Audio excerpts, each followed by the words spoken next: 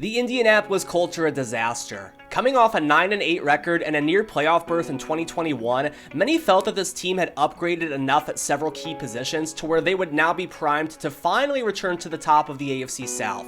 However, the complete opposite has happened. One of those alleged upgrades, Matt Ryan, has been the worst quarterback acquisition this season, not named Russell Wilson. He's been a turnover-prone statue in the pocket, and he's been benched twice now for the likes of Nick Foles and Sam Ehlinger, neither of whom have fared any better behind the highest paid offensive line in the league that is somehow now also terrible. And it's unfortunate because the defense is playoff caliber, but even this unit can't overcome an offense that's failed to score more than a single touchdown in 5 games this season. Frank Reich clearly was not the answer, and it's even clearer that Jeff Saturday isn't. And nobody really knows where Jim Irsay goes from here. Heck, Jim Irsay doesn't even know where Jim Irsay goes from here. So what can we do to save this franchise? Well, let's get into it. As we always do with these rebuilds, we're starting things off with the furthest possible real-life week that EA will give us. That is currently week 10, so the Colts will be starting things off with a 3-5-1 record. Now let's look at the roster. And just a short disclaimer, I am a Colts fan, so I'm going to try to let my real-life opinions of these players go to the side briefly. We are looking at things strictly from a Madden standpoint, but as for the quarterback position, Matt Ryan, he's 37 years old, 72 overall, definitely not it. Nick Foles, 33 years old, 67 overall, also not it. Sam Ehlinger, 23 years old, 57 overall. Now for the Colts, at this point, they have just fired Frank Reich. This is about to be Jeff Saturday's first game as interim head coach. You know the season is probably a lost one, so for me, I don't feel that it's necessarily cheating to stick Sam Ehlinger in the starting lineup. We know that Matt Ryan and Nick Foles are not going to do amazing things for us, so Nick Foles is going to be the starter for the remainder of the season, which at one point was the Colts' intention when they stuck him in there. I believe it was for, I want to say, the New England game. That might have been his first career start. Maybe he got one more before then. It's been a long season, guys. But Sam Ehlinger is going to be the starter for the remainder of the season. We know it's a lost one, so why not? Now at the running back position, you've got Jonathan Taylor, 23 years old, 93 overall. I feel like not a whole lot needs to be said about him, just an absolute stud. We probably won't have to worry about that position for the duration of the video. We are running the Buccaneers offense, which I believe is a playbook that usually lends itself well to running back success, so Taylor should be great for us.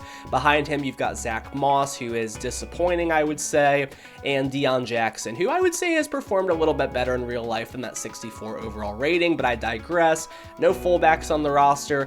At receiver, you do have Michael Pittman Jr., 2020 draft class pick, second rounder, 24 years old, 85 overall. He has not cemented himself as a number 1 receiver in the league yet. I would say at best he's a good 2. I don't know that he'll ever be a 1. He is someone, I don't know. I think that for the purpose of the rebuild, we'll probably try to keep him around. Paris Campbell, 25 years old, 75 overall, has been, I would say, a bust to this point. I think that's probably fair to say, mostly due to injuries. And I would say, given this season, he's stayed healthy, but he just, in this offense, what are you going to do? Paris Campbell, I definitely think he's talented enough. I think he'll succeed elsewhere, but he's probably gone after this season. Alec Pierce has been an underrated bright spot for this team, 22 years old, 74 overall. We will make sure to get him starting reps. Behind them, it's just kind of a bunch of depth. Kiki QT, Ashton Doolin, and Mike Strawn. At the tight end position, you've got Mo Alley Cox, who the Colts did extend last offseason, so we'll have him for a couple years, 28 years old, 74 overall. Now here's who I'm really excited for. Jelani Woods, 23 years old, 69 overall. The guy is a mega athlete. You can see here for the tight end position, 85 speed, 87 excel. He is the tight end of the future. We will look to slide him in the starting lineup right away. Behind them, you've got Kylan Granson and Andrew Ogletree. Just some decent depth. Ogletree actually showed some promise in training camp as a rookie. However, he had a season-ending injury, so we probably won't see much of him. At the left tackle position, Bernard Ryman, rookie draft pick this season. It's unfortunate because I would like to build around him. It's just he's 24 years old, 67 overall. Realistically, how much can we really get out of this guy? I don't know. Left guard position, Quentin Nelson, setting aside his real-life play this season. The guy's 26 years old, 94 overall. That position is locked down for us. Ryan Kelly is 29 years old, 80 overall. It might be time to start looking into the center position. I know the Colts will in real life. I think we will in Madden as well. Right guard position, we really don't have anything. Danny Pinter and Will Fries aren't going to cut it. Right tackle, Braden Smith, 26 years old, 83 overall. I would say we probably are okay at that position for at least the next few years. Now let's head over to the defense. Starting with the left end position. A couple older guys here, veterans I would say, Tyquan Lewis and Ifeadi Odenigbo, I want to say. I know I butchered that, but we do have Dayo Odengbo here, second round player who actually has flashed this season. I probably will insert him into the starting lineup as well since he's so young, 22 years old. I don't know that we'll get anything long-term out of him. At the other position, Kwity Paye, who just perennially underperforms in Madden for some reason, 23 years old, 78 overall. Hopefully we can get something there. Then you've got Yannick Ngakoue and Ben Banogu. DT, couple studs here in DeForest Buckner and Grover Stewart. Stewart in particular has been incredible this season. You wouldn't probably know that if you're not a Colts fan because you really have no reason to, but man, the guy has just been possibly the best run-stopping DT in the league. He's certainly up there. The guy has been amazing. Outside of them, it's just kind of a bunch of depth. Now let's look at the linebacker spots. Shaq Leonard, who is amazing when he's healthy. It's just the last couple years we have not seen a lot of that. 27 years old, 88 overall. Is starting to get up there a little bit. We know health won't be a concern for us in franchise though, so that's good. Middle linebacker spot, Bobby Okereke, 26 years old, 83 overall. Very nice player there. He's been solid. Zaire Franklin, 26 years old, 70 overall, has been one of the major bright spots of the Colts defense. Unfortunately, that rating is not going to reflect that.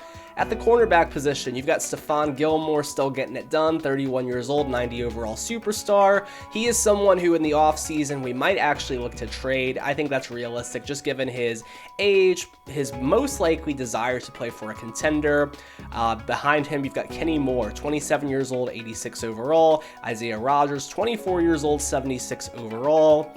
Brandon Facey's son, or Faison, however you pronounce it, he's garbage. Tony Brown and Dallas Flowers. At the free safety spot, it's Julian Blackman, 24 years old, 76 overall. I think we've got probably our answer there. At least we don't have to immediately think about replacing him. Rodney Thomas, the second out of Yale, who has had, I believe, 3 interceptions this season as either a 7th round rookie or an undrafted rookie. Very nice story for him. Strong safety spot, it's Rodney McLeod and Nick Cross, the rookie. Nick Cross, I think we will most likely look to get in there as well. Future starter for us. So overall, let's just take a look at the roster here, top to bottom. Couple guys in the 90s with Quentin Nelson, Jonathan Taylor, Stephon Gilmore. Then a decent number of guys in the 80s. So there's definitely talent on the team. It's not at premier position. So, you think you want a quarterback, a left tackle, receiver, edge, corner. We don't really have that. We have the best left guard in the league. We've got one of the best running backs. I mean, we have Stephon Gilmore, but that's not what I mean when I say, a lockdown corner. You want a younger guy there. A pass coverage, run-stopping linebacker in Shaq Leonard, a DT, another DT, a slot corner, a decent receiver, a right tackle. So yeah, the thing about the Colts, it's interesting. Chris Bauer, the GM, he's a good talent evaluator for sure. Don't get me wrong, the guy knows how to draft. It's just prioritizing those premier positions, and it is just one of the more interesting rosters in the league because of that. But we've got our work cut out for us. So let's see here, before we get to the playoffs, before we see what our draft positioning is looking like, whose contracts will be up, who do we want to bring back to this team? And here's the list of players whose contracts will be expiring at the end of the season. As you can see, it is a long list, but it's not necessarily a good one. And what I mean by that is, look at our top players here. Bobby Okereke, Yannick Ngakoue, Paris Campbell, Rodney McLeod, and Kiki QT. So already you're getting to, I don't want to say scrubs, but they're not scrubs, and Kiki QT and Rodney McLeod, at least as far as we're concerned. Paris Campbell's going to be a no for us. Yannick, I would say, is most likely going to be a no. This is a rebuild. I mean, this is going to be a long project. We're probably not going to be very good for the first year or two, so even though Yannick wants to come back, I just don't see it. Okereke, though, I believe in rewarding your own. This is a hometown grown player. Colts drafted him. He's been very good for them, and I think he can continue to be very good for us. This is not a massive deal at all. His cap hit at most is going to be just under $8 million. He's a bit lukewarm on us right now, but that will do it. So we've got Okereke here for the next 4 seasons. Everyone else I think can probably go, and we'll be entering the offseason with at least $41 million in cap space. So not the worst starting spot for us by any means. And at this point, we are going to go ahead and sim to the playoffs. Before we do, let's take a quick look here at some of the depth chart changes that I have made. So Sam Ehlinger is QB1 moving forward. Alec Pierce has been promoted. He's wide receiver 2. Jelani Woods is going to get the start at tight end over Mo Alley Cox. And defensively, Dayo Odengbo will star, and so will Nick Cross. I have not made any other changes outside of that. This is designed to get our young guys in there, and ultimately none of them are overly worse than who is starting over them, with the exception of Ehlinger. You could make an argument that Ryan might get us a few more wins, but this is a move. Again, the Colts made this in real life. They had planned to stick with Ehlinger. They went back on that and went back to Ryan for whatever reason. I don't quite recall. However, Ehlinger is someone where, you know, it's a lost season. Let's see what we've got here. Let's get to the playoffs and see how we're feeling. Okay, so playoffs are here. Needless to say, we did not make it. We finished the year 4-12-1, so we win 1 game down the stretch. Looks like it was our Week 18 matchup with the Texans, who surprisingly finished the year 7-9-1. They actually went on a bit of a run to end the year. Jags win the division 10-7. That is probably who's going to win it this season, in my opinion. Let's look at the stats here and see how we got to this point. So here are the stats. Offense, 29th in the league. Yeah, that sounds about right. Defense was 15th, also pretty spot on there. Let's look at the passing stats. So Matt Ryan still ends up being the leading passer here, 2,200 yards, 10 touchdowns, 9 picks. Sam Ehlinger, 2,200 yards, 10 touchdowns, 13 picks. Rating of 74. Yeah, the quarterback of the future is not on the roster, needless to say. Jonathan Taylor, he can't get anything going. Under 1,000 yards in a fully healthy season. That is just awful. It's unfortunate. Receiving, Pittman somehow tops 1,000 yards and 4 scores. Not really a whole lot else outside of that. Blocking, how did we do as far as sacks allowed? Ryman lets up 11. You never really want to see double digits here, so I don't love that. Defensively, Okereke is the leading tackler with 138. Pass rush, we got 8 sacks out of Buckner, 7.5 from Yannick. Not really much else outside of that. Interceptions, we did get 3 from Stephon Gilmore, and that is our season. Let's look and see how we're doing as far as draft positioning is concerned, though. That will be very intriguing. So here are the year-end standings. Bills are the best team in the league record-wise, 14-3. Eagles get 13 wins, Dolphins get 12, and a few 11-win teams in the Cowboys, Giants, and Ravens. Okay. Panthers are the worst team in the league. They finished 3-14, so that run they go on with Steve Wilkes, that's not happening here. We are second worst, so we are going to be picking second in the draft, 4-12-1. It's iffy if the Panthers go with a quarterback. We will definitely have our pick, though, of either Bryce Young or CJ Stroud. It's possible that both are on the board if Panthers go defense for some reason. You never know. Lions also terrible, unfortunately. The Browns and the 49ers. That will round out your top 5 as far as draft positioning is concerned. Very interesting. Definitely not comparable to real life, but again, guys, it is a video game. Now let's get to the offseason. Okay, so here is your season recap, and imagine that, man. The Jacksonville Jaguars are world champs. So year 2 of Trevor Lawrence ends in the first title for the Jags, 28-24 over the Saints. Lamar wins regular season MVP, and we are on to the offseason now. So here we are in free agency, and as is usually the case in year 1 free agency, it's just a disappointing pool of players. I am going to send an offer to Jamel Dean. He's 26 years old, 86 overall. I think that would be a logical signing for us. And then we do need a kicker, so we're going to go for a younger guy there in Tyler Bass. But just look and see. just to justify, I mean, Odell's not going to want to play for us. Adrian Amos wouldn't make any sense. Neither would Kareem Hunt, Tony Pollard. Juju, I mean, I guess we could use the help at receiver, but I'd rather have nobody than Juju, to be completely honest with you. Same thing with McCourty. Marcus Davenport's not terrible, but he's not a game changer by any means. And usually you see guys like Nick Bosa and Rashawn Gary hit the market. So if we really want a pass rusher, we can wait a year or two. Let's go ahead and evaluate our offers. See if we were able to bring in either of our two targets. We did get Jamel Dean. That's a good move for us. That's a win. Helps our secondary, especially since we're probably going to be trading Gilmore. Now let's see if we can get Tyler Bass. I'm going to assume so. Yes, we got Jamel Dean and Tyler Bass. And here we are, 2023 NFL Draft. The Carolina Panthers pick first, and they take Bryce Young. I'm kind of glad that they did that, because had I been in a position to select Young, I don't know if I would have been able to resist the temptation. I don't think the Colts have any realistic chance of landing Young in real life. However, this next guy on our list, I definitely feel is a realistic target for the Colts. Let's take a look at him. And here he is, CJ Stroud out of Ohio State, 21 years old, A's across the board and deep accuracy, medium, short, and throw under pressure. He runs a 4.76 40, not the best athlete in the world, but that's okay. You don't necessarily have to be. And CJ Stroud is going to be the pick here at number 2 overall. CJ Stroud, welcome to Indianapolis. I think that he's going to be a great player for us. I think that he's got all the talent in the world, and I'm excited to have CJ Stroud now as the quarterback of the future for the Indianapolis Colts.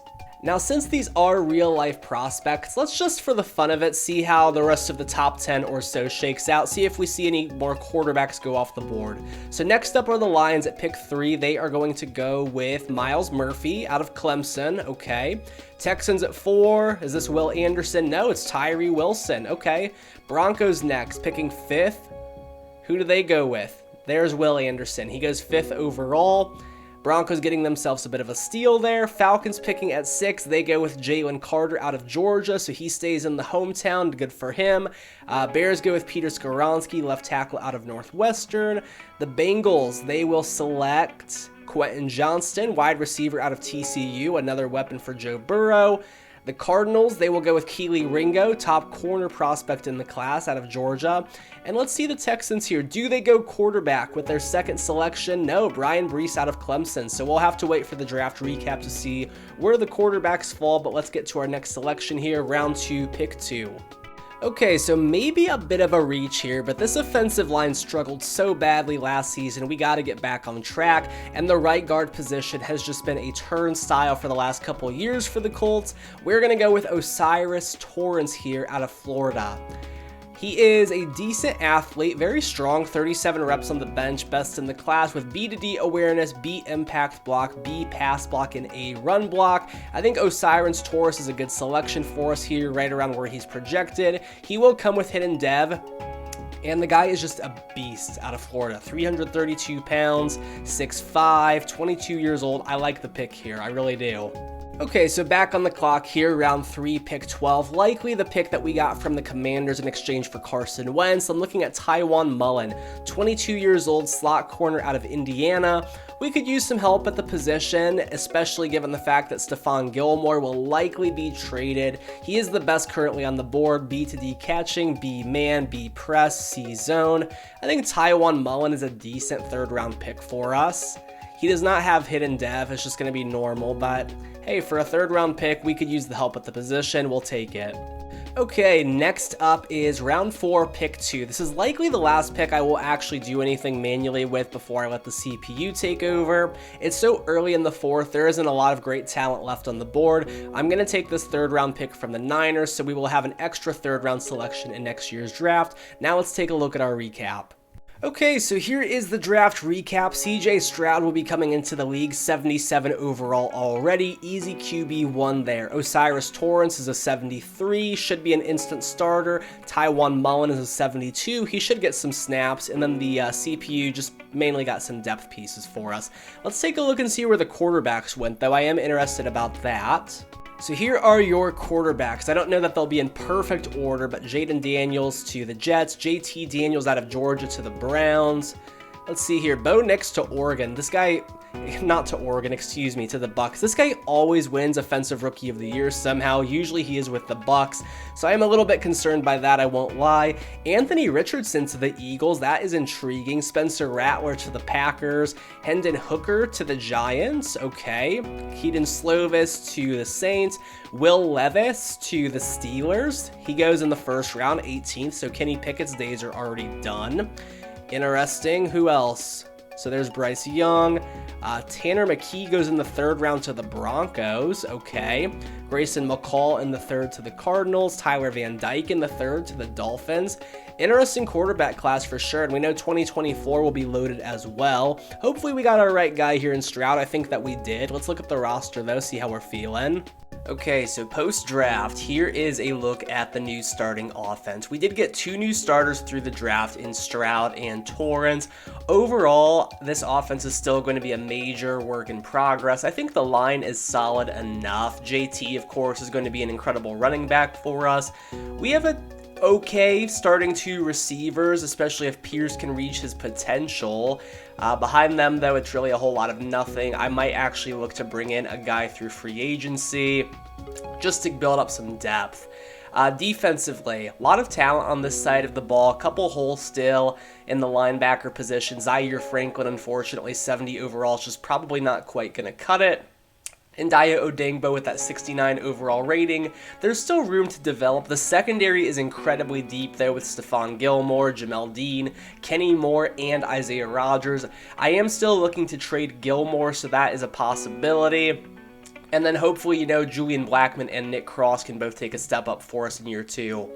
And I am going to go ahead and make a free agent signing here. Zach Pascal, old fan favorite of the Colts, went to the Eagles. Very good run blocker. Not the greatest receiver in the world. Probably a number 4, number 5 type guy. But for our purposes, I think he will be serviceable here while we still work on transitioning into being a competitive football team again. Okay, now we do have some offers here for Stephon Gilmore, and for me personally, I am highly focused on draft compensation.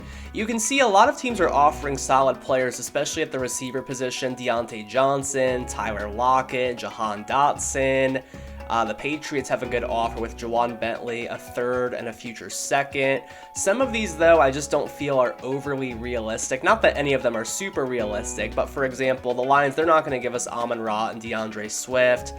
There's no way the Eagles are going to give us Devontae Smith for a 31, 32-year-old corner. Same with the Cardinals, who just gave up a 1st for Hollywood Brown. So I think I like this offer from the Vikings. I think this makes sense, at least a little bit.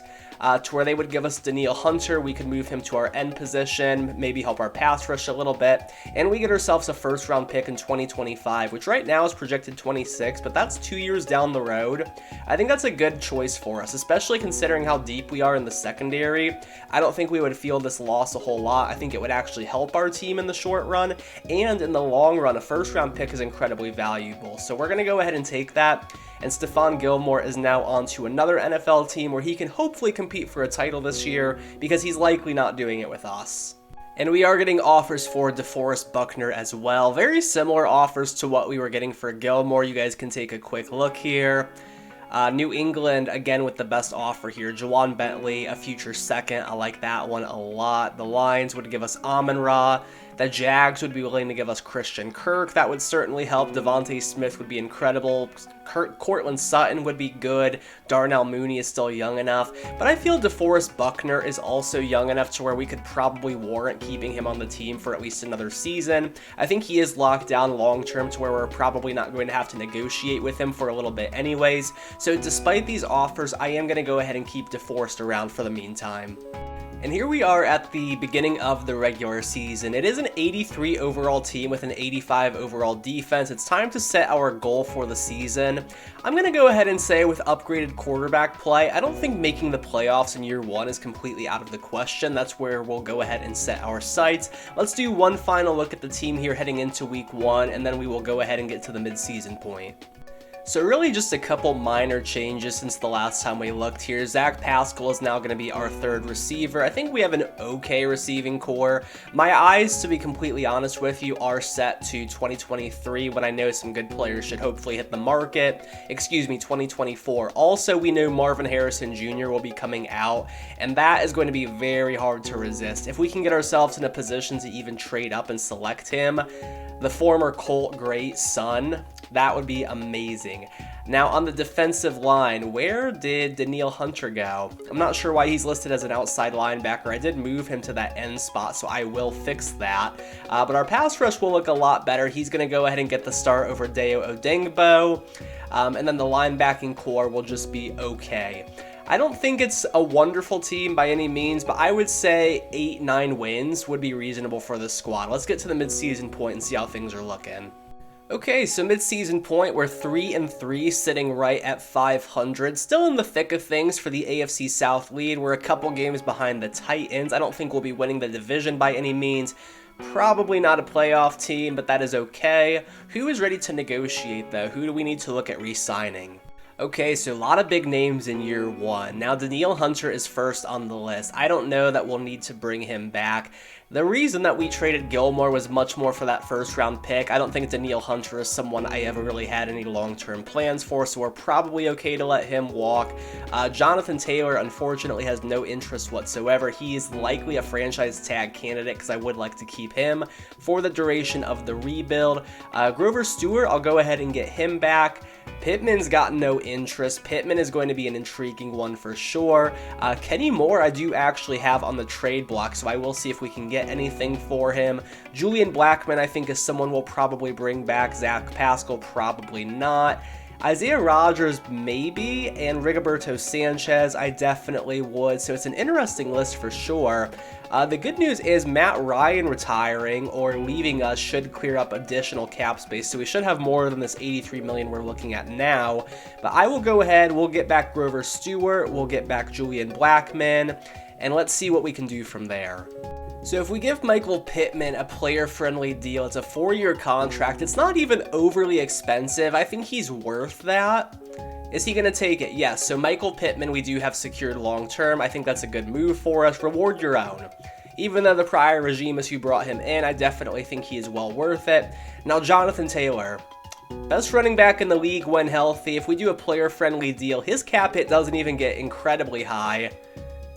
No, he's going to play hardball with us, at least for now. So he, again, might be someone we need to look into franchise tagging. Kenny Moore, I really would like to trade if I can, just because he is starting to get up there. I know he just wants a 1-year deal, but still. And Julian Blackmon did not like our initial offer. He's not completely irreplaceable. I would like to get him back just so I don't have to worry about it. And Isaiah Rodgers just isn't quite ready for us, so let's move forward a week or two and see if we can get some of these guys back. Now, as for Kenny Moore, here's actually an offer I don't overly mind from the Eagles. It would be Josh Sweat, a 5th and a 7th. Josh Sweat would give us some depth on the line, especially given the fact that we're probably not bringing back Danielle Hunter. So I think this is a smart future forward move for us. I know that didn't make any sense at all, but I hope you guys get what I mean by that. So Kenny Moore is off the team. He's been traded. Now Josh Sweat is in and will join our rotation of what is hopefully, by the end of the season, a decent pass rush. Okay, so we are forward 1 week. Julian Blackmon, a player-friendly deal. He is going to go ahead and take that. That's good for us. And now it's time to see if we can get back Isaiah Rodgers. He's got no interest whatsoever, but if I bump up the numbers just a little bit on a 2-year deal, yeah, he still doesn't want it. He might be someone I'm okay with letting walk. Now, anyone else here we need to bring back? Rigoberto Sanchez is a good enough punter. I don't really like worrying about the position a whole lot, so we'll do a 4-year deal. That will get us through the rebuild. Okay, perfect. We've got our punter locked up long term, so we're good there. Danielle Hunter now does have interest, but given his age, 28 years old, I just don't think that's probably something we're going to be super interested in. And then everyone else I'm good on, except for Jonathan Taylor, who is likely going to end up getting franchise tagged at the end of the year. But let's get to the playoffs and see if we made it. Okay, so in year one, we do finish with a winning record, 9-8. We definitely turned things around from last season. However, still not good enough for a playoff spot as we fall short to the Titans and the Texans. Titans go 11-6, the Texans go 10-7. I am interested to see the stats from Stroud's rookie year. I do see him, looks like he was third in the league in passing yards. That's good. Our offense was sixth in the NFL, absolutely incredible. And defense was 14th, so we had a very solid team all around. Stroud, how did he do? 4,900 yards, 30 touchdowns, 22 picks. Yikes. So turnover prone to say the least. 22 picks is something we're going to have to cut down on. Taylor, 1,200 yards, 16 scores in the ground. Another great year for him. In the receiving game, Pittman, I would imagine, is over 1,000 yards. Yes, almost 1,405 scores, 1,108 for Pascal, 960 for Alec Pierce. Mo Alley Cox got involved, and unfortunately, Jelani Woods did not. Now sacks, how did we do? 17 by Ryman. We're going to need a new left tackle, guys. I gave him a fair chance, but 17 is unacceptable. Everyone else performed fairly well, I would say. Defensively, leading tackler is Okereke with 116. Pass rush, I am interested to see how we did. We got 14 from Defoe, 10.5 from Danielle Hunter, 5.5 from Josh Sweat, although we don't know how many of those were actually with us. 4.5 from Grover Stewart, and 2 from Kwity Paye, who is just garbage in sim for some reason. Kwity Paye just never gets it done. Jamel Dean, though, 3 interceptions, 2 for Okereke, 2 for the rookie Tywan Mullen, very nice, 2 for Zaire, and 2 for Nick Cross, so we forced some turnovers, that's good.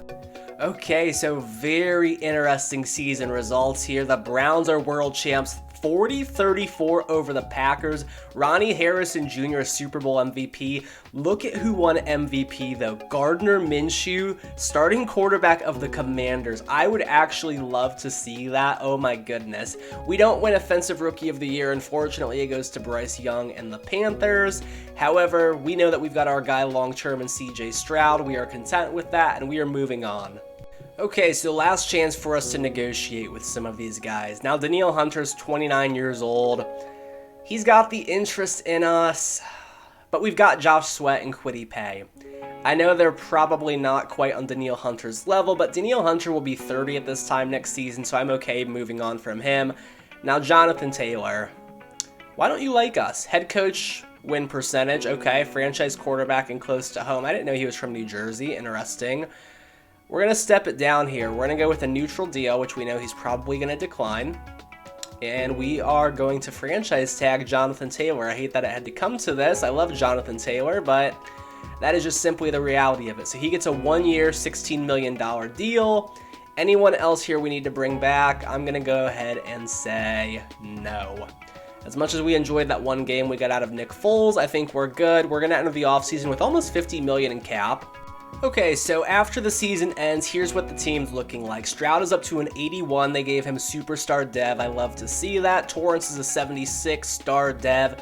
I would say the offensive line is figured out aside from left tackle. Bernard Ryman is absolutely not the answer. He's got to be like 26 at this point anyways. At the receiver spot, Michael Pittman is the answer for us. He's a great number 2. He can possibly fill that number 1 role, especially, I got to give him some respect. He just put up 1,400 yards. So yes, Michael Pittman is a good number 1 receiver. Alec Pierce is serviceable at this point, I guess. He's still young, heading into his 3rd season. However, we definitely need something at the position, at least another guy or 2 there. Tight end spot, Jelani Woods keeps getting buried behind Mo Alley Cox. Neither of them are super exciting, although how important is the tight end position at the end of the day? Defensively, Josh Sweat and Kwity Paye are both going to be starters for us. The defensive line is good enough. If I could get an elite guy in there, I probably would. The linebacking core is okay. Zaire Franklin has regressed. The secondary, it is really just Jamel Dean and Tywan Mullen, so we definitely need some guys in there. I think we give the safeties another season unless someone great is out there. But yeah, I think we have a decent amount of needs heading into free agency. Let's go see who's out there and see what kind of holes we can fill. Now, this usually is the case in year 2 of free agency. The players are just so much better this time around.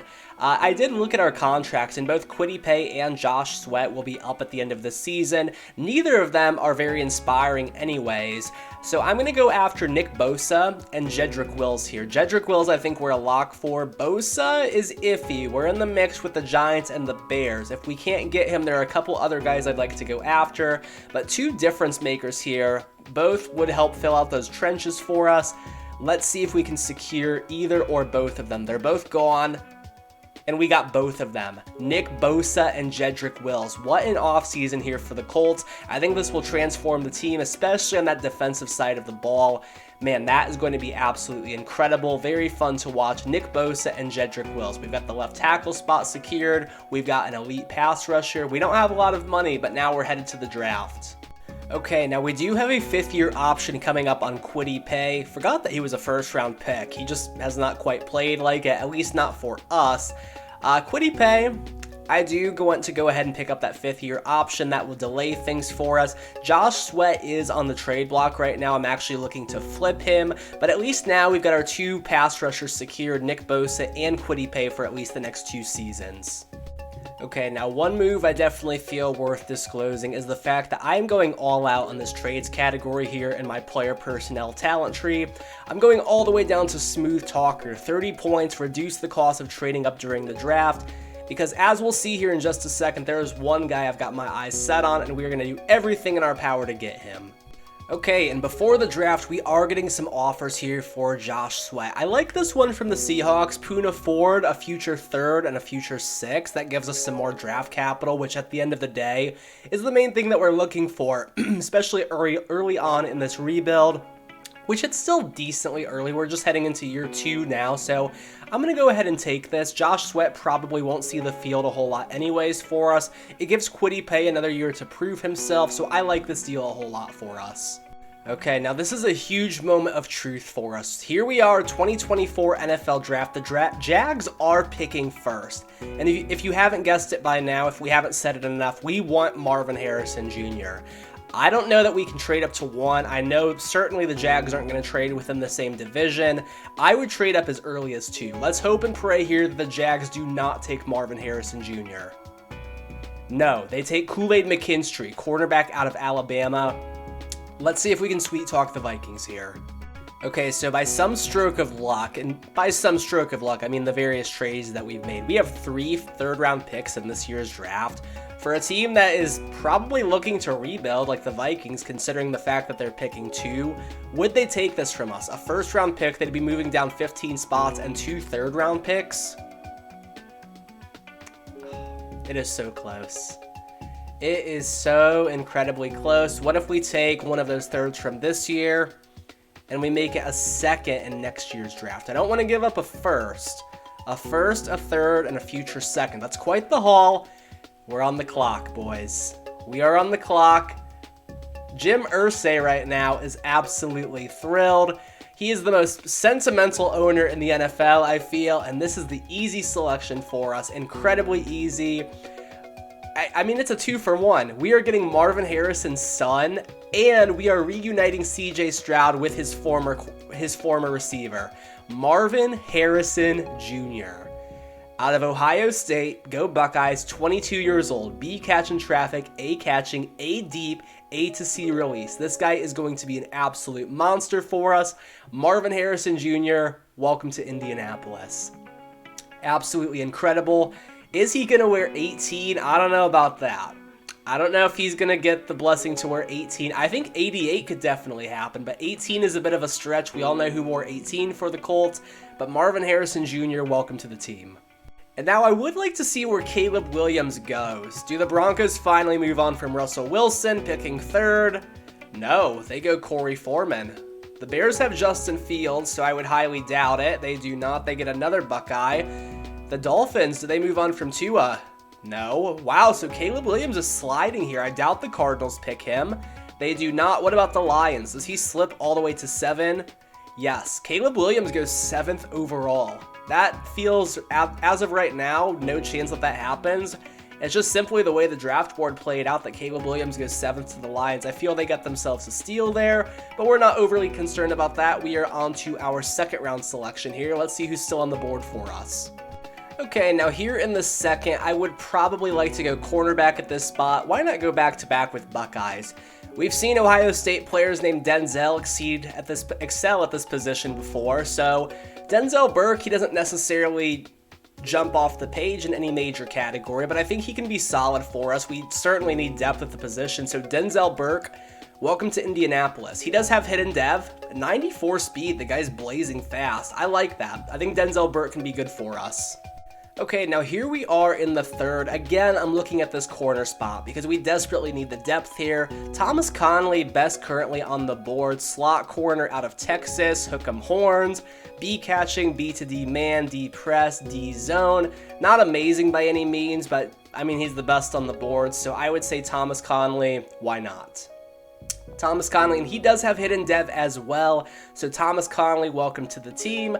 I think our secondary is in decent shape heading into next season now with those two guys.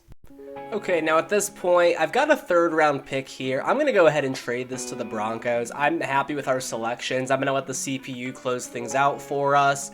But I think overall, yeah, we've had ourselves a nice draft. Let's go ahead and get to the end of it here. Okay, so here is our draft recap. Now, Marvin Harrison Jr. coming into the league, absolute stud already, 78 overall, oh my goodness. Denzel Burke's a 72. Thomas Conley is even better at a 74. CPU got us a bunch of depth pieces. They did get us a starting fullback in Gregory Merritt. Okay, we'll take that, I guess. I do want to see, I always check the quarterback position, especially first and second rounders. Who are some of the new faces around the league at that position? We know, of course, about Caleb Williams. Anyone else? Let's see here. I'm looking for the round. Okay, there's Caleb Williams. He was a first rounder. Anyone else in the first or second? Quinn Ewers to the Falcons. Interesting. Okay, anyone else? Jackson Dart to the Vikings. Looking like a toddler in that picture. Sam Huard. I've actually never heard of him. To the Jags in the second. Interesting. Trevor Lawrence is on the hot seat. Max Johnson to the Packers in the first. Kyle McCord to the Titans, okay. Drake May to the Browns. Wow, okay, interesting class. And after the draft has been completed, here is an updated look at the team. So CJ Stroud is now going to have Michael Pittman Jr. and Marvin Harrison Jr. to throw to. Incredible. Jelani Woods should hopefully get the start at tight end once the CPU decides to quit putting Mo Alley-Cox in there. Mo Alley-Cox might get traded at this point if the CPU can't get it together. The offensive line is looking very solid, best we've seen since 2018 for this team, honestly, now that we've got a left tackle again, finally. Defensively, you've got 3 X factors on the line. They went ahead and gave Grover Stewart X factor. That is incredible. Looks like we have a rookie starting at the outside linebacker position. Jimmy Clark out of Ohio State. Okay, CPU took him for us. Maybe we get something out of him. I don't know. Surprised to see that he's a 70. I did not catch that earlier. My mistake. Anyone else here worth really mentioning? In the secondary, Tywone Mullen. Big year for him. He's going to get the start. Conley will be the number 3 corner. Burke is the 4th. So glad that we went heavy on corner in the draft. We definitely needed to, as Jamel Dean is our new number 1. Big year ahead for the safeties. Can they step up? Nick Cross in particular heading into year 3. It's going to be interesting. It's going to be interesting. Let's get to the midseason point. Okay, so mid-season point, just like this time a year ago, we are 3-3, 500 again. This time we are atop the AFC South. Looks like the division is underperforming to this point, so hopefully we can squeak things out and get a division title here. Would be our first since 2014. That would be incredible. Now let's look at the free agents. So Taylor, still no interest. Defoe, no interest. Ryan Kelly, he's lukewarm on us. He's 78 overall, though, regressing. Poona Ford is already going to be up. Mo Alley-Cox is a no for me. Everyone else is a no. Really just a bunch of depth guys, to be completely honest with ya. Now, $41 million is not a whole lot. Ooh, this is going to be tough. So, Buckner only wants a 1-year deal. I mean, the guy's an X factor. I think we wait on him. Taylor is probably... I don't know. Do we franchise tag Taylor again? What do we do with Jonathan Taylor? because he clearly just has no interest. I mean, we could spend some staff points and possibly pique his interest a little bit. He still is just 25 years old. Face of the franchise running back. I don't know. He's a tough call. Ryan Kelly's a bit of a tough call. I think it's going to depend. It's going to depend on if we can get these two guys back. DeForest Buckner, I am iffy on just because of the age, but we don't really have anyone behind him. It's tough. I think we're probably going to wait until the offseason, although I know that is a bit of a gamble. But let's get to the playoffs and see how things are looking for us then. Alright, so playoffs are here. We are AFC South champs for the first time in a decade now. Haven't won the division since 2014. We are 11-6. Next best team is the Titans, 7-10. So we won the division with relative ease. Let's look at the stats here. It's looking like things are going to be good for our guy CJ Stroud, as offense is best in the league. Number 1 in the NFL. Oh my goodness. Defense excels to top 10. Wow. So CJ Stroud, 5,500 yards, 39 touchdowns, 19 picks. So he's still throwing those interceptions, but man, the guy is just a gunslinger. We're not complaining. Offense best in the league. Taylor, 1,500 yards almost with 21 rushing scores. Oh my gosh. Receiving is going to be incredible. Pittman, 1,409. Pierce, 1,107. Harrison, 1,105. Mo Alley Cox, 1,010, bro. We have 4,000-yard receivers on this team. That is unreal. Blocking, how did our new left tackle do? He let up 11, but with the volume that we had, I mean, it is what it is, honestly. Defensively, Okereke, leading tackler with 136. Interested to see the pass rush. So Nick Bosa, 24.5 sacks, bro. He broke the record. Are you kidding me? 24.5 sacks for Nick Bosa. Not a whole lot from anyone else, but man, when you're getting 24.5 from Nick Bosa, I guess it doesn't really matter. Not a lot of interceptions, although the Maniac gets 3. I do want to check and see, where does Stroud rank as far as single season passing yardage? He's close. I mean, I don't know the exact number, but let's take a look here. That's actually the record, bro. Oh my goodness. I should have known, seeing it 5,500. I knew Manning was right around there. I didn't want to speculate too early, but man, yeah, CJ Stroud, most passing yards in a single season, and Nick Bosa. No, he did not set the record. Forgive me, I stand corrected, because Von Miller got 26 last season. I don't know how I missed that, but wow. Still though, 24, I guess they rounded up. 23.5 for Nick Bosa, insane. Absolutely insane. And now we get a press conference. It's our first playoff game of the series. Let's take a quick look here. Coach, you're heading into your first playoff game. Playoff success often makes or breaks a career. How important is your first playoff win? We are going to play it cool in this scenario. Every game is important. You got to bring your A game. Let's see if we can do that against the Jets. What are we going up against here?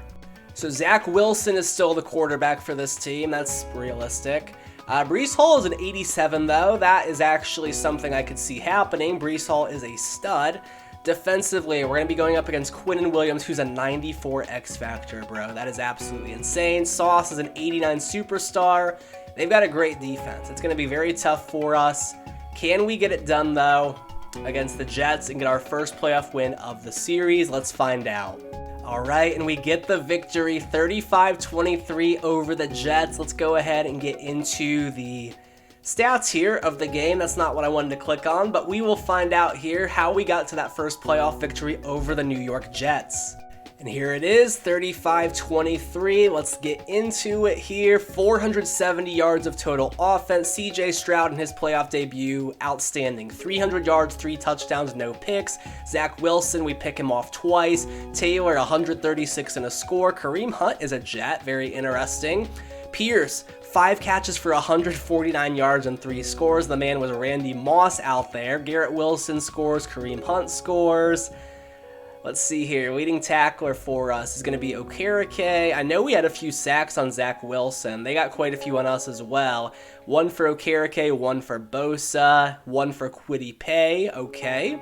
And I know we picked him off a couple times. We got 1 from Thomas Conley, the rookie, and 1 from Jimmy Clark, the rookie. So the rookies were just balling out today. Let's go. And now for the real test, as we get Lamar Jackson and the Ravens. He's up to a 99 overall X Factor. He is going to be tough. We're going to want to take care of him as much as we possibly can. We're going to contain the scrambling. Although he can definitely beat us as a passer. So I'll tell you guys what. I'm not overly worried about his scrambling. I mean, I am, don't get me wrong. But in Sim, I think I'm going to try and take care of that passing from him. We want to make sure to shut down the blitz as much as we can.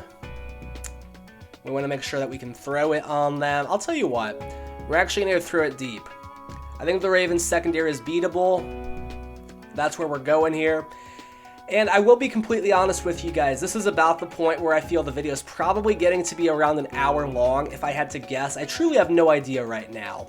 I know it will probably be an hour by the end of it. This is going to be a two-parter. So let's hop in. We're going to do the play-by-play. And let's see if we can take down Lamar Jackson and the Ravens. And here we go, divisional round playoffs. Let's get right into it. We're going to sim to the end of the game. We're going to call it every single play as it happens. M&T Bank Stadium, who is moving on to the conference championship game? Is it Lamar and the Ravens, or is it CJ Stroud and the Colts? Let's find out here. We're going to jump forward to the end of the game. Ravens will get the ball first. Tyler Bass kicks off. It's a touchback. 1st and 10 at the 25. Dobbins picks up 3, 2nd and 7. Dobbins picks up 6, it's 3rd and 1 at the 34. Dobbins loses 2. Ravens will likely punt here on their first drive. They do. Colts will take over at the 35-yard line. Thomas Conley, return of 11. 1st and 10. Harrison, gain of 29 through the air from Stroud. 1st and 10 at the 36. Harrison picks up 12. 1st and 10 at the 24. Taylor picks up 3. They're at the 21-yard line, 2nd and 7. Taylor picks up 5. 3rd and 2 at the 16. Pass is thrown away. And the Colts go for it. Taylor picks up 8. 1st and goal. Pass is thrown away. 2nd and goal. Pass is knocked away by Roquan Smith. 3rd and goal at the 8. Stroud rushes it in for a touchdown. What a gutsy call by the Colts. They go up 7-0 here. Raheem Blackshear returns it. 1st and 10 at the 26. Lamar picks up 6. 2nd and 4 at the 31. Pass is thrown away. 3rd and 4 now. Pass is thrown away again. Ravens, they go 3 and out. And they will punt to the Colts. Down at the 3. 1st and 10 for the Colts. Taylor loses 3. 2nd and 13 at the 1. Penalty against the defense. 2nd and 13. Taylor picks up 8. 3rd and 5 at the 8. Intercepted by Cam Smith. The Ravens will take over at the 7. And Lamar hits Mark Andrews on the very next play. 7-7. Disastrous sequence there for the Colts. It is a touchback. 7-7 game. 2 minutes left in the first. Pass is knocked away on 1st and 10. 2nd and 10. Pass is thrown away. 3rd and 10 now for the Colts. Hits Harrison for 5. They'll have to punt. Down at the 6, though. Good punt. Ravens, 1st and 10. Lamar picks up 9. 2nd and 1. Dobbins loses 2. 3rd and 3. Hits Andrews for 6 yards. 1st and 10 at the 19. Lamar picks up 5. 2nd and 5. Dobbins loses 2. 3rd and 7 for the Ravens. Hits Xavier Worthy for 15 yards. 1st and 10. Puna Ford called for the flag. 1st and 5 at the 42. Dobbins loses 3. It is 2nd and 8. Pass is thrown away. 3rd and 8 now for the Ravens. And hits Xavier Worthy again for 14. Lamar picks up 4. 2nd and 6 at the 43. They're driving. Lamar picks up 3. 3rd and 3 at the 40. Probably in field goal range for Tucker. No worries. They pick up the first. 1st and 10 at the 36. Dobbins picks up 3. 2nd and 7 now. Xavier Worthy again for 10. 1st and 10 at the 23. Dobbins picks up 3. 2nd and 7. Dobbins loses 2. Another 3rd down here. 3rd and 9. Andrews picks up 6. 4th and 2. They go for it. Zach Evans picks it up on the ground. 1st and goal. Lamar picks up 3. 2nd and goal at the 6. Penalty against Tyler Lindenbaum. 2nd and goal at the 16. Lamar picks up 3. 3rd and goal at the 13. Hits Sterling Shepard for a touchdown. Awful 3rd down defense by the Colts on that drive. It's 14-7. Touchback. 1st and 10. Pittman, gain of 14. 1st and 10 again. Taylor loses 2. 2nd and 12 at the 37. Stroud picks up 8. 3rd and 4. Pass is thrown away. 4th and 4 at the 45. They punt. It's a touchback. 1st and 10. Zach Evans picks up 7. 1st and 10. Okay, they show it to us again. 2nd and 3 now. Thomas Fedone, 4-yard gain. The tight end, 1st and 10 at the 31. Passes thrown away. 2nd and 10. Hits Fedone again for 13. 1st and 10 at the 44. Sterling Shepard, 13-yard gain. Minute left in the half. Passes thrown away. 2nd and 10. Passes thrown away again. 3rd and 10. Colts defense do something. Sacked by Jabari Zuniga. 4th and 6. The Ravens have to punt. The Colts will get it at the 3-yard line. All 3 timeouts. Taylor picks up 4. 2nd and 6. Hits Pierce for 6. 1st and 10 at the 13. Harrison Jr., 28-yard gain. 41-yard line, 1st and 10. Sacked by Adafe Owe. 2nd and 18 now. Stroud picks up 6. 3rd and 12. Passes knocked away by Kyle Hamilton. 4th and 12, they punt. 13 seconds left in the half. Fair catch. 1st and 10. Dobbins picks up 6. It is halftime. Colts down by 7. They'll get the ball to start the half here. Touchback. 1st and 10. Passes thrown away. 2nd and 10. Passes thrown away. 3rd and 10. Hits Mo Alley Cox for 12. 1st down. Taylor picks up 4. It's 2nd and 6 at the 41. Passes thrown away. 3rd and 6. Hits Harrison Jr. for 25. 1st and 10 at the 34. Passes thrown away. 2nd and 10. Taylor, gain of 2. 3rd and 8. Passes thrown away. 4th and 8 at the 32-yard line. The kick is good. 14-10. Tyler Bass makes it a 4-point game. It's a touchback for the Ravens. 1st and 10. Lamar picks up 7. 2nd and 3. Lamar picks up 6. It's a 1st down at the 38. Sacked by Nick Bosa. It's 2nd and 16. Dobbins loses 3. 3rd and 19 here. He hits Bateman for 22 yards. Unbelievable. 1st and 10. Dobbins picks up 8. 2nd and 2. Lamar loses 2. 3rd and 5. Please get off the field. They do not. Xavier Worthy, 30 yards. What is this 3rd down defense? Patrick Ricard, gain of 7. 2nd and 3 at the 7. Dobbins loses 3. It's 3rd and 6. Here comes the touchdown. Nope. Dobbins picks up 2. 4th and 4. Justin Tucker makes it a 7-point game. Minute 33 left in the 3rd. Colts down by 7 now. 1st and 10. Stroud picks up 2. 2nd and 8. Pierce picks up 18. 1st and 10. Mo Alley Cox, gain of 15. 1st and 10 at the 40. Taylor picks up 6. 2nd and 4 at the 34. 33 seconds left in the half. In the 3rd quarter, Pittman picks up 5. 1st and 10. Taylor picks up 5. 4th quarter beginning. 2nd and 5 at the 24. Passes thrown away. 3rd and 5 here. Big play. Alec Pierce has a touchdown. 24-yard strike by CJ Stroud, and the extra point is blocked. It is a 1-point game. 5:50 left to play here. The Ravens get it touchback. 1st and 10. Dobbins picks up 3. 2nd and 7. Dobbins picks up 2. 3rd and 5. Big play here. Bateman picks up 12. 1st and 10. Dobbins picks up 5. 2nd and 5. Dobbins picks up 5. 3rd and inches. They get it. Dobbins picks up 3. 1st and 10 at the 46. Lamar picks up 2. 2nd and 4. 4 minutes left. 6-yard gain by Dobbins. 3rd and 1. Passes thrown away. 4th and 1 at the 37. Justin Tucker missed it. 1st and 10 for the Colts. Stacked by Baldonado. 2nd and 17. Stacked again by Michael Pierce. Oh no. 3rd and 24. He hits Alec Pierce for 25. 1st and 10. Passes thrown away at the 45-yard line.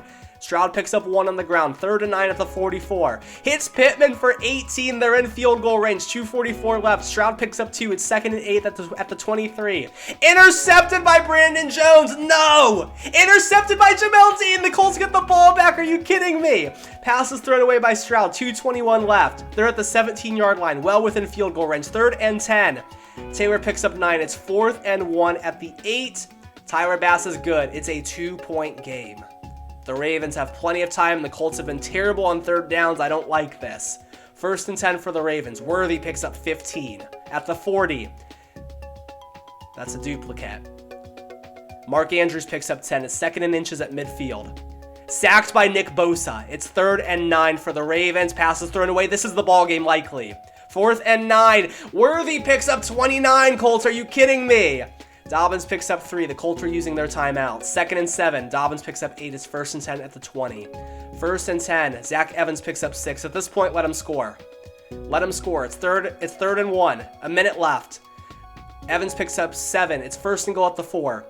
Evans picks up 3. 30 seconds left in the game. 2nd and goal. He hits the field goal. Odd clock management there. The Colts have time. 30 seconds, no timeouts. Down by 1. Pittman, gain of 16. 17 seconds left. Pass is thrown away. 15 seconds left in the game. 2nd and 10. Stroud picks up 3 on the ground. 4 seconds left. Hits Stroud for 5. What's going on here? 1 second left. That's it. That is it. The Colts lose an absolute heartbreaker. They give Lamar too much time on the clock, and they will fall in the divisional here, 2019. What an absolutely insane fourth quarter, though. And man, just absolutely heartbreaking. That blocked extra point. Who would have thought? The difference maker for us. Could have gone to overtime. We did get a rare miss from Justin Tucker. You don't see that every single day, but man, heartbreaking here for the Colts in the divisional round as they fall to the Ravens. And the Ravens will be headed to the conference championship game, and we will be moving on to the offseason. And there you have it, guys. 2019, our contract got extended, so there's that. But yeah, it's absolutely heartbreaking. Who's playing in the conference championship game? I would like to see that. Obviously the Ravens. They'll be going up against Josh Allen and the Bills. What a game there. And it's Packers-Lions in the conference championship game on the other side. Wow, absolutely crazy. Let's see who wins the Super Bowl, and then we will be moving on to the offseason. And what an interesting turn of events here. Look at this. So Lamar, he falls to the Bills in the conference championship game. They fall to the Packers, who are led by Justin Fields. Can you imagine the heartbreak for Chicago Bears fans if this were to happen? Justin Fields leading the Packers to the Super Bowl. That would make me sick personally. Nick Bosa does win Defensive Player of the Year, so that is a massive victory for us. And we're on to the offseason, guys. Now at this point, I have no idea how long the video is at this point. If you are still here, comment the rock emoji. Let me know. That's how I'll know. I truly appreciate you guys. We're going to do a part 2 of this. We have 3 seasons left. And honestly, I feel we are just about to hit our stride. How do we handle Jonathan Taylor? Do we get him back to a long-term deal? I mean, regardless, I think he's got to be here. DeForest Buckner, has he played his last down as a Colt? And can CJ Stroud lead this team to a championship? I think that he can. I don't know, though. You never know with these sims. We lose an absolute heartbreaker to the Ravens. Thank you guys so much for sticking around. If you have not already done so, please like the video and subscribe. Would help me tremendously with the algorithm, getting myself out there, getting more views on the videos, and making this passion of mine a true income stream and career. That would be amazing. I will see you guys in the next video. Thank you so much.